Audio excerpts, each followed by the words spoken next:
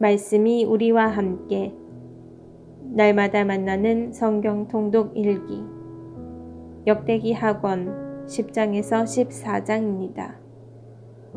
10장 북쪽 지파들이 반기를 들다. 르하브암은 스켐으로 갔다. 온 이스라엘이 스켐에 모여 그를 임금으로 세우고자 하였기 때문이다. 느밧의 아들 예로보암은 솔로몬 임금을 피하여 이집트로 달아나 있다가 거기에서 이 소식을 들었다. 그래서 예로보암은 이집트에서 돌아왔다. 사람들이 심부름꾼을 보내어 그를 불러내니 예로보암은 온 이스라엘과 함께 르하브암에게 가서 말하였다. 임금님의 아버지께서는 우리의 멍에를 힘겹게 하셨습니다. 이제 임금님의 아버지께서 지으신 힘겨운 일과 무거운 멍에를 가볍게 해 주십시오. 그러면 우리가 임금님을 섬기겠습니다. 그러자 르하브암은 그들에게 사흘 뒤에 다시 나에게 오시오 하고 말하였다. 이 말에 백성은 돌아갔다. 르하브암 임금은 자기 아버지 솔로몬이 살아있을 때에 그를 받들던 원로들을 불러 저 백성에게 어떻게 대답해야 할지 의견을 듣고 싶소 하고 의논하였다. 그러자 그들이 대답하였다. 임금님께서 저 백성을 좋게 대하시고 저들을 기쁘게 하시며 저들에게 좋은 말씀으로 대답하시면 저 백성이 언제나 임금님의 종이 될 것입니다. 그러나 임금은 원로들이 내놓은 의견을 버리고 그 대신 자기와 함께 자란 젊은이들로서 자기를 받드는 자들과 의논하면서 그들에게 물었다. 나에게 임금님의 아버지께서 우리에게 메우신 멍에를 가볍게 해 주십시오 하고 청하는 저 백성에게 우리가 어떻게 대답해야 할지 그대들의 의견을 듣고 싶소. 그러자 임금과 함께 자란 젊은이들이 대답하였다.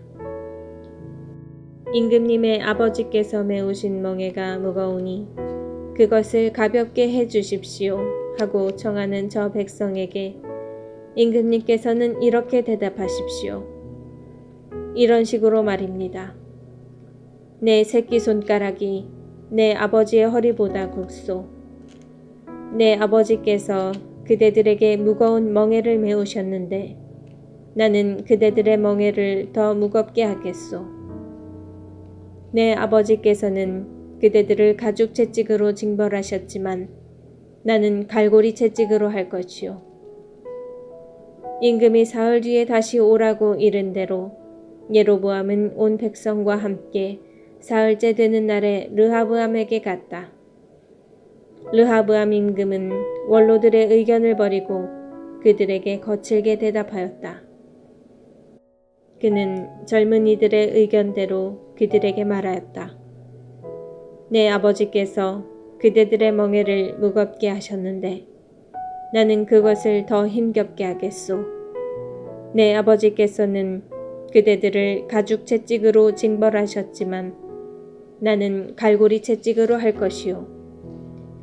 임금이 이처럼 백성의 말을 들어주지 않은 것은 하느님께서 이를 그렇게 돌리셨기 때문이다. 주님께서는 실로 사람 아히야를 통하여 느밧의 아들 예로보암에게 하신 말씀을 이루시려고 이를 그렇게 하신 것이다. 임금이 자기들의 말을 들어주지 않자 온 이스라엘은 임금에게 대답하였다. 우리가 다윗에게서 얻을 몫이 무엇이냐? 이사이의 아들에게는 받을 상속 재산이 없다. 이스라엘아, 저마다 자기 천막으로 돌아가라. 다윗아, 이제 내 집안이나 돌보아라. 그러고 나서 이스라엘은 모두 자기 천막으로 돌아갔다. 그러나 유다의 성읍들에 살고 있는 이스라엘 자손들은 르하브암이 다스리게 되었다. 르하브암 임금이 부역감독 하도람을 보내자 이스라엘 자손들은 돌을 던져 그를 죽여버렸다. 그러자 르하브암 임금은 서둘러 병거에 올라타고 예루살렘으로 도망쳤다. 이렇게 이스라엘은 다윗 집안에 반역하여 오늘에 이르렀다. 11장 남과 북이 갈라지다. 르하브암은 예루살렘으로 돌아와 유다와 베냐민 집안에 동원령을 내려 정병 18만을 모았다. 이스라엘과 싸워 르하브암의 왕권을 되찾으려는 것이었다. 그런데 하느님의 사람 스마야에게 주님의 말씀이 내렸다. 유다 임금 솔로몬의 아들 르하브암과 유다와 베냐민에 있는 온 이스라엘에게 말하여라. 주님이 이렇게 말한다. 너희 형제들에게 올라가 그들과 싸워서는 안 된다. 저마다 집으로 돌아가라. 이렇게 된 것은 나의 뜻이다. 그러자 그들은 주님의 말씀을 듣고서 예로보암을 치러 가지 않고 돌아섰다. 르하브암이 요새를 만들다. 르하브암은 예루살렘에 살면서 유다의 요새 성읍들을 세웠다. 그가 세운 성읍들은 베들레헴, 에탐, 드코와 베추르, 소코, 아돌람, 갓, 마레사, 지프, 아도라임, 라키스, 아제카, 조르아, 아얄론, 헤브론이다. 이곳들이 그가 유다와 벤야민에 세운 요새 성읍이다.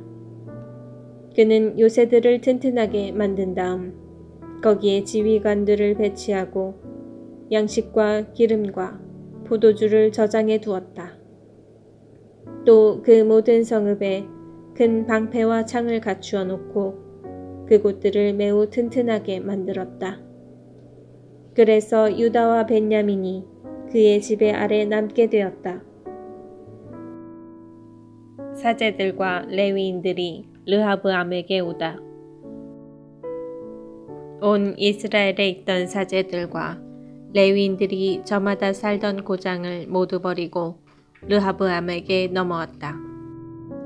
레위인들은 목초지와 소유지를 버리고 유다와 예루살렘으로 왔다. 예로보암이 자기 아들들과 함께 그들을 주님의 사제직에서 내쫓고 산당들을 위하여 그리고 염소 귀신과 자기가 만든 송아지들을 위하여 직접 사제들을 세웠기 때문이다. 그리고 이스라엘의 모든 지파 가운데에서 주 이스라엘의 하느님을 찾기로 결심한 사람들이 레위인들을 따라 예루살렘으로 와서 저희 조상들의 하느님이신 주님께 희생제물을 바쳤다. 그렇게 하여 그들이 새해 동안 유다 왕국을 튼튼하게 하고 솔로몬의 아들 르하브암을 뒷받침하게 되었다.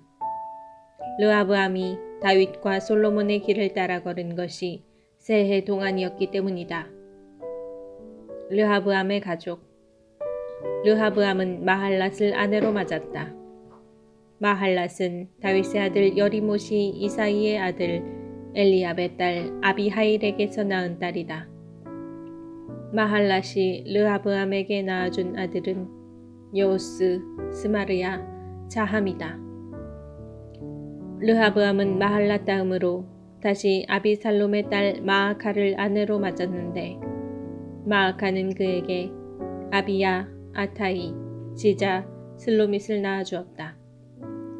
르하브암은 아내 18명과 소실 60명을 거느리고 아들 28명과 딸 60명을 두었지만 아비살롬의 딸 마아카를 어떤 아내나 소실보다 더 사랑하였다.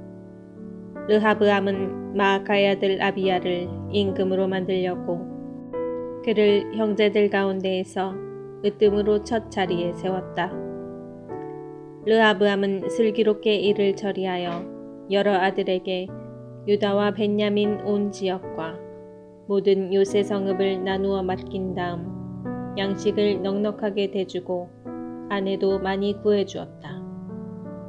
12장 이집트 임금 시삭이 유다를 침략하다. 르하브암은 왕권이 튼튼해지고 힘이 커지자 주님의 율법을 저버렸다.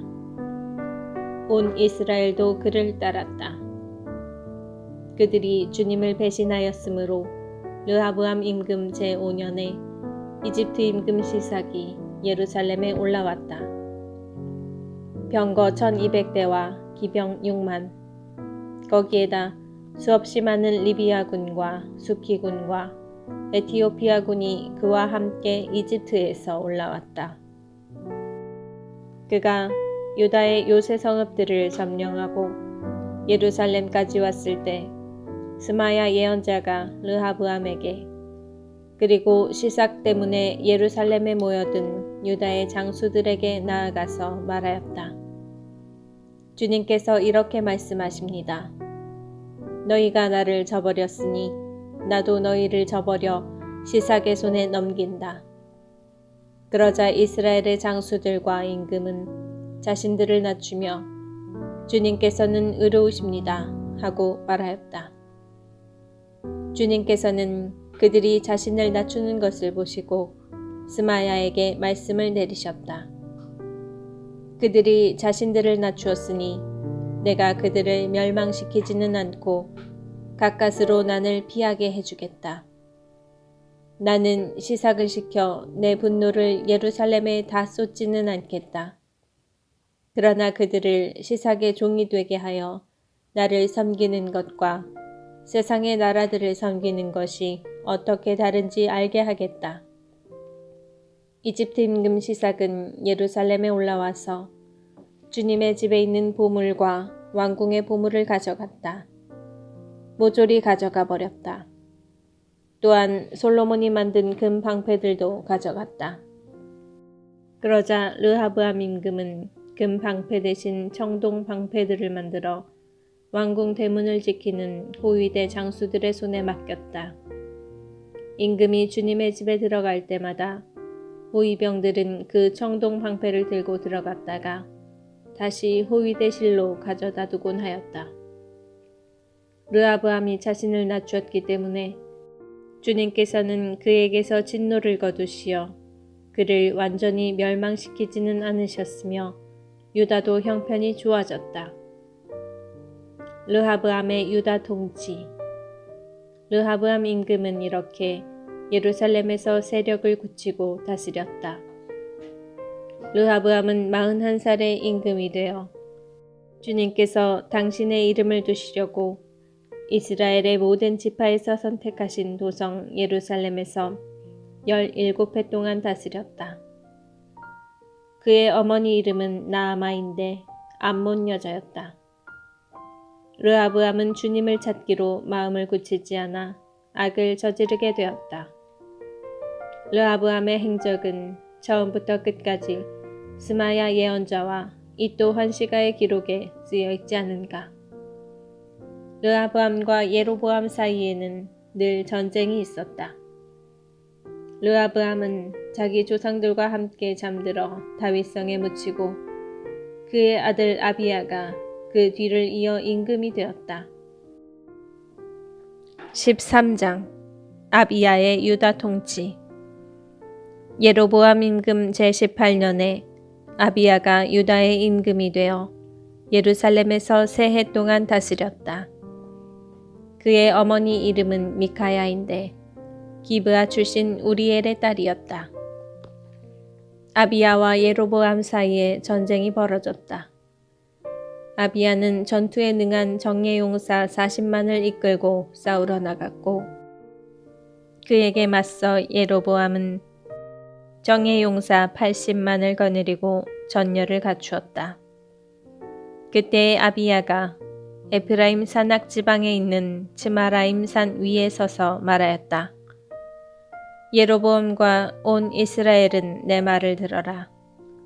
너희는 주 이스라엘의 하느님께서 소금 계약으로 다윗과 그 자손들에게 이스라엘을 다스릴 왕권을 영원히 주신 것을 알지 않느냐. 그런데도 다윗의 아들 솔로몬의 신하 느밧의 아들 예로보암이 일어나 자기 주군에게 반역하였다. 그래서 건달들과 무례한들이 그에게 몰려들어 솔로몬의 아들 르하브암에게 맞섰다. 그때 르하브암은 아직 젊고 마음이 연약하여 그들에게 맞설 힘이 없었다. 지금 너희는 수많은 무리를 이루고 예로보암이 신이라고 만들어준 금송아지들이 너희와 함께 있다고 해서 다윗 자손들의 손에 맡겨진 주님의 나라에 맞설 힘이 있다고 생각하느냐? 너희는 아론의 자손들인 주님의 사제들과 레위인들을 쫓아내고 다른 나라 민족들처럼 너희 스스로 사제들을 만들지 않았느냐? 수송아지 한 마리나 순양 7마리를 끌고 오는 자마다 사제 직무를 맡는다면 신이 아닌 것들의 사제가 되는 것이 아니냐? 그러나 우리는 주님만이 우리의 하느님이시기에 그분을 저버리지 않았다. 주님을 섬기는 사제들은 아론의 자손들이며 레위인들이 그들을 돕는다. 그들은 날마다 아침 저녁으로 주님께 번제물을 살라 바치고 향기로운 향을 피우며 정결한 상 위에 빵을 차려놓는다. 금 등잔대에는 저녁마다 등불을 켜놓는다. 우리는 이렇게 주 우리 하느님의 명령을 지키지만 너희는 그분을 저버렸다. 보라, 우리 선두에는 하느님께서 우리와 함께 계시다. 그분의 사제들이 너희를 공격하라는 전투 나팔을 불려고 서 있다. 이스라엘 자손들아, 주 너희 조상들의 하느님과 싸우려 하지 마라. 너희는 이기지 못한다. 그러나 예로보암은 이미 복병을 유다군 뒤로 돌아가게 하였다. 이렇게 이스라엘군은 유다군 뒤에 복병을 숨겨두고 그들과 정면에서 맞섰다. 유다군이 돌아보니 전투가 앞뒤에서 벌어지고 있었다. 그래서 그들은 주님께 부르짖었다. 사제들이 쇠나팔을 불자 유다군은 함성을 올렸다. 유다군이 함성을 올릴 때 하느님께서 아비야와 유다 앞에서 예로보암과 온 이스라엘을 치시니 이스라엘 자손들이 유다 앞에서 도망쳤다. 하느님께서 이렇게 이스라엘군을 유다군의 손에 넘겨주시어 아비야와 그의 군대가 적들을 크게 무찔렀다. 이스라엘에서 쓰러져 죽은 정예 군사는 50만이나 되었다. 그때 이스라엘 자손들이 굴욕을 당하고 유다 자손들이 이기게 된 것은 유다 자손들이 주 저희 조상들의 하느님께 의지하였기 때문이다. 아비야는 예로보암을 뒤쫓아가서 그의 성읍들, 곧 베텔과 거기에 딸린 마을들, 여사나와 거기에 딸린 마을들, 에프론과 거기에 딸린 마을들을 점령하였다. 예로보암은 아비야 생전의 힘을 회복하지 못하였으며 주님께서 그를 치시니 그가 죽고 말았다. 그러나 아비야는 세력이 커졌다. 그는 아내 14을 거느리고 아들 22과 딸 16을 두었다. 아비야의 나머지 행적과 그가 걸어간 길과 그의 언행은 이또 예언자의 주석서에 쓰여 있다. 아비야는 자기 조상들과 함께 잠들어 다윗 성에 묻히고 그의 아들 아사가 그 뒤를 이어 임금이 되었다. 아사의 유다 통치. 아사 시대 10년 동안 나라는 평온하였다. 14장. 아사는 주 자기 하느님의 눈에 드는 좋은 일과 옳은 일을 하였다. 그는 이교 제단들과 산당들을 없애버리고 기념 기둥들을 깨뜨렸으며 아세라 목상들을 토막냈다. 그리고 유다 백성에게 주 자기 조상들의 하느님을 찾으며 율법과 계명을 지키라고 말하였다. 또한 유다의 모든 성읍에서 산당들과 분향제단들을 없애버렸다. 그리하여 그가 다스리는 동안 왕국이 평온하였다. 나라가 이렇게 평온해지자 그는 유다의 요새 성읍들을 지었다. 또 주님께서 그에게 안정을 주시어 그는 여러 해 동안 전쟁을 겪지 않았다. 그는 유다 백성에게 말하였다. 이 성읍들을 다시 세웁시다. 성벽과 탑으로 둘러쌌고 성문과 빗장을 만들어 답시다. 우리가 주 우리 하느님을 찾았으므로 이 나라가 아직도 우리 앞에 남아있는 것이요. 우리가 그분을 찾자 그분께서 사방으로부터 우리를 평온하게 해주셨소. 그래서 그들은 성읍들을 세우기 시작하여 일을 잘 마쳤다. 아사에게는 큰 방패와 창을 든 유다 출신 군사 30만이 있었고 작은 방패를 들고 활로 무장한 벤야민 출신 군사 28만이 있었다. 그들은 모두 힘센 용사였다. 그 즈음에 에티오피아 사람 제라가 군사 100만과 병거 300대를 이끌고 그들을 치러 나와 마레사까지 다다랐다. 아사도 그에게 맞서려고 나가 마레사의 츠파타 골짜기에서 전열을 갖추었다. 아사가 주 자기 하느님께 말씀드렸다. 주님, 강자와 약자 사이에 싸움이 일어났을 때 당신처럼 도와줄 이 아무도 없습니다. 주 저희 하느님, 저희가 당신께 의지하여 당신의 이름으로 이 무리를 치러 나왔으니 저희를 도와주십시오. 주님, 당신께서 저희의 하느님이시니 아무도 당신을 당해내지 못하게 해주십시오. 주님께서 아사와 유다 백성 앞에서 에티오피아인들을 치시니 에티오피아인들이 도망쳤다. 아사와 그의 군대는 그라르까지 에티오피아인들을 쫓아갔다. 에티오피아인들은 쓰러져 아무도 살아남지 못하였다. 이렇게 그들은 주님과 그분의 군대 앞에서 패배하였고 유다군은 아주 많은 전리품을 거두었다. 그리고 그라르 주변의 모든 성읍 주민들이 주님에 대한 두려움에 사로잡히자 유다군은 그 모든 성읍을 치고 노획하였다. 그곳에는 노획거리가 많았던 것이다. 그들은 가축 치는 자들의 천막도 쳐서 많은 양과 낙타를 끌고 나왔다. 그런 다음에 그들은 예루살렘으로 돌아왔다.